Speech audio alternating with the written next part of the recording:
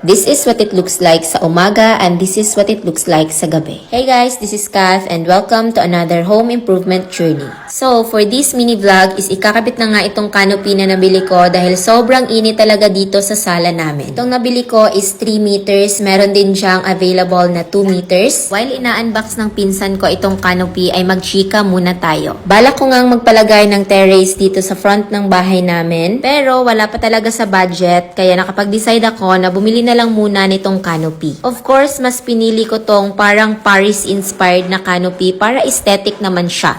Ayoko kasi yung canopy na pinapatayo talaga na parang square or rectangle. Basta gets nyo na yon.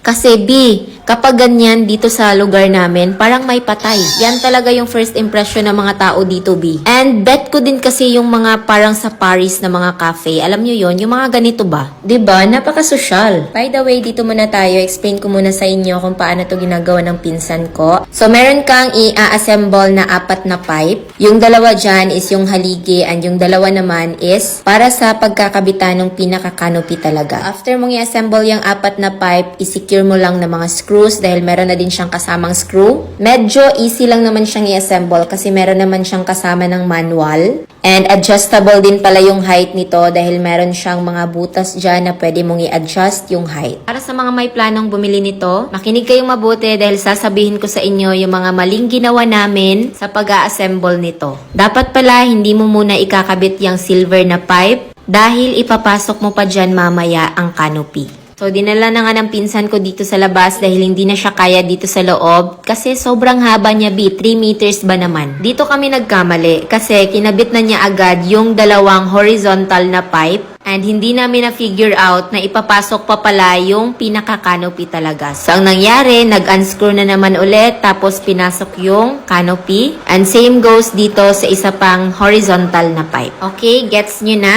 Yan yung mga pagkakamali na dapat ninyong i-avoid para hindi kayo paulit-ulit sa pag-assemble. And tingnan nyo naman yung init, halos kumakalahati na siya sa sala namin. At ito din pala yung dapat ninyong i-consider. Kaya kami naglagay ng mga ganyan dahil wala pang kesame yung bubong sa labas ng bahay namin. Kung kayo meron na, mas magiging easy na lang para sa inyo. Kasi supposed to be itong canopy na to is no more drill. But since wala kaming mapagdidikitan ng kabilang dulo sa taas, kaya nag-innovate na lang kami para mapatayo talaga siya. This is already retractable and foldable. So, if ayaw nyo munang maglagay ng canopy sa labas, pwede nyo muna siyang i-roll. Sobrang ganda, napaka-aesthetic, pwedeng-pwede siya gamitin sa mga cafe and restaurant.